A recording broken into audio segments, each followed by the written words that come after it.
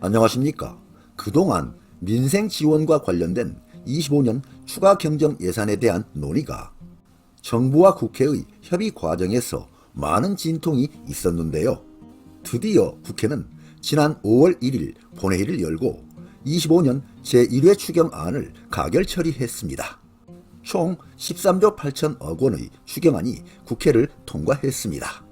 정부가 제출한 12조 2천억 원에서 1조 6천억 원이 증액된 금액입니다. 정부는 연내 신속하게 집행할 예정이라고 하니 이번에 확정된 추경안 끝까지 관심있게 들어두시고 정부에서 신청 접수 및 지급을 시작하면 놓치지 마시고 꼭 신청하시기 바랍니다. 전통시장 디지털 온누리 상품권 환급은 국무회의 의결 후 예산 배정 즉시 5월 동행축제와 연계하여 집행을 예정하고 있고 부담 경감 크레딧은 6월부터 순차적으로 지급할 예정입니다. 오늘 알려드리는 내용은 기획재정부 중소벤처기업부 시행 보도자료 중심으로 알려드리겠습니다. 기획재정부 보도자료입니다. 2025년도 추가 경정예산 국회에서 확정되었다는 제목인데요. 추경 규모는 정부안 12.2조 원에서 13.8조 원으로 확대되고 시급한 대응이라는 추경 취지에 맞게 연내에 신속하게 집행할 예정이라는 내용입니다.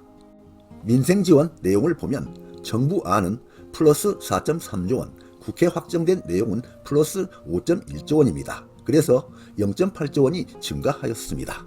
소상공인 경영부담 경감은 2.6조 원에서 2.6조 원으로 그대로 집행이 되고 영세 중소사업자 매출기반 확대는 1.6조 원에서 2조 원으로 0.4조 원이 증가했고 취약계층 생활안정지원은 0.2조 원에서 0.6조 원으로 0.4조 원이 증가합니다.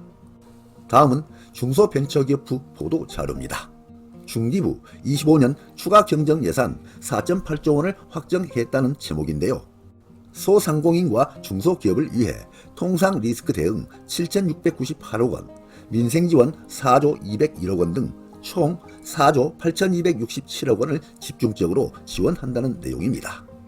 민생회복 지원 내용을 보면 소상공인 부담 경감 크레딧, 소상공인 지원 융자, 소상공인 비지 플러스 카드, 희망 리턴 패키지, 지역 신용보증재단 재보증, 지역상권 활력 지원, 상생 페이백, 취약상권 환급 활성화, 특별재난지역 온누리 상품권 환급 지원이 있습니다.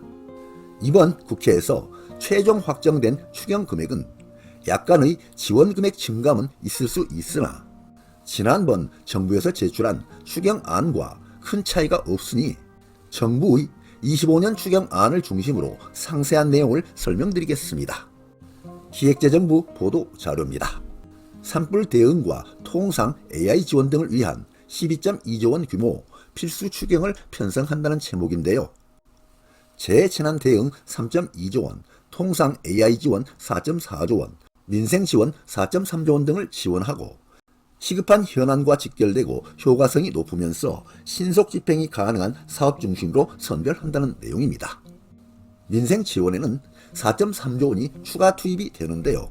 소상공인 경영부담 경감에 2.6조 원, 영세 중소사업자 매출 기반 확대에 1.6조 원, 취약계층 생활안정지원에 0.2조 원이 추가 투입된다는 내용입니다. 세 번째, 민생지원에 4.3조 원이 추가 투입이 되는데요.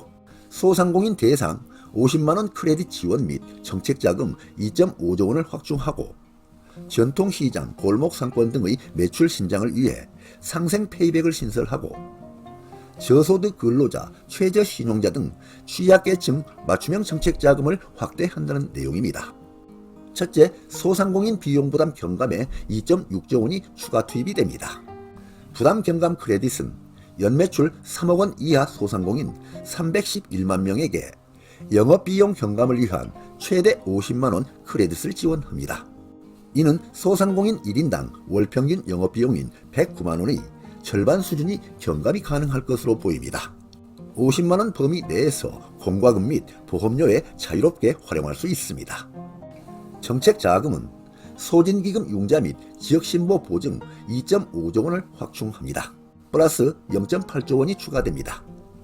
창업 초기 신용 취약 소상공인 2만 명에게 융자 0.5조 원을 확대하고 코로나 이후 재정 여건이 크게 악화된 신용보증재단 중앙회에 정부 출연을 확대하여 보증 여력 2조 원을 보강합니다.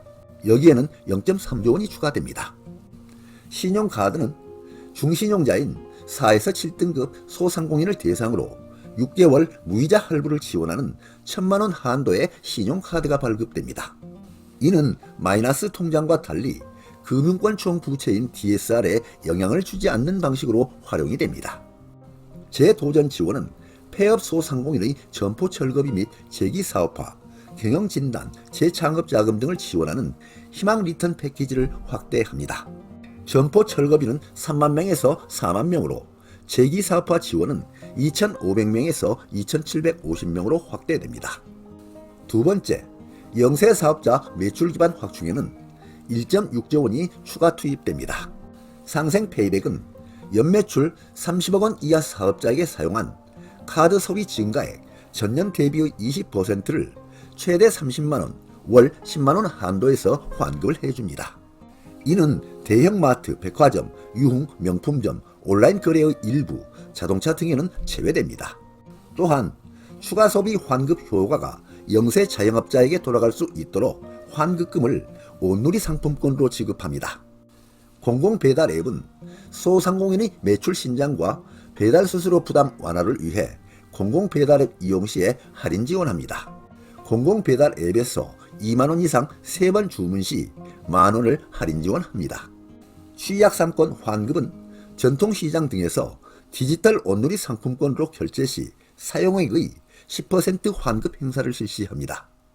세 번째, 취약계층 생활안정지원에 0.2조 원이 추가 투입이 됩니다. 금융취약계층은 저소득, 청년, 대학생, 최저신용자 대상 맞춤형 정책자금 2,100억 원이 추가 공급됩니다. 취약근로자는 임금체불 근로자의 생계보호를 위해 체불임금 국가대지급금 지원 인원을 확대합니다. 저소득 산재근로자 생활안정자금 융자 공급을 확대하는데요. 1.8만 명에서 2.1만 명으로 확대합니다. 여기서 다시 한번 말씀드릴 중요한 내용은 현재 정부에서 지원해주는 복지제도나 지원금은 본인이 신청을 해야만 지급을 해준다는 것입니다. 정부 복지제도나 지원금은 대부분 신청주의를 원칙으로 하고 있기 때문입니다. 평소 주변을 살펴보다 보면 안타까운 경우가 많이 보이는데요. 어떤 분은 무슨 지원 내용이 있는지를 몰라서 신청을 안 하시는 경우도 있고, 어떤 분은 지원 내용을 알고는 있었는데 신청 시기를 놓쳐서 못 받는 경우가 있습니다. 뿐만 아니라 이번 추경은 25년 1차로 시행하는 추경이고, 향후 정부에서 민생 지원이 더 필요하다고 판단하는 경우에는 2차 추경이 또 시행될 수도 있습니다. 민생 지원 내용을 몰라서 신청 시기를 놓쳐서 받지 못한다면 정말 아쉬운 일이 아닐 수 없습니다. 오늘은 2025년 추가 경정 예산이 국회 본회의 통과로 확정된 내용을 설명드렸는데요. 빠른 시일 내에 정부에서는 25년 민생 지원 방안을 시행한다고 하니 오늘 안내해드린 내용 참고하셔서 지원금 신청하고 수급하시는데 활용하시기 바랍니다. 네, 오늘 동영상 주제는 2025년 추경 국회 통과 확정 내용이었습니다. 많은 도움이 되시길 바랍니다. 끝까지 경청해 주셔서 감사드립니다.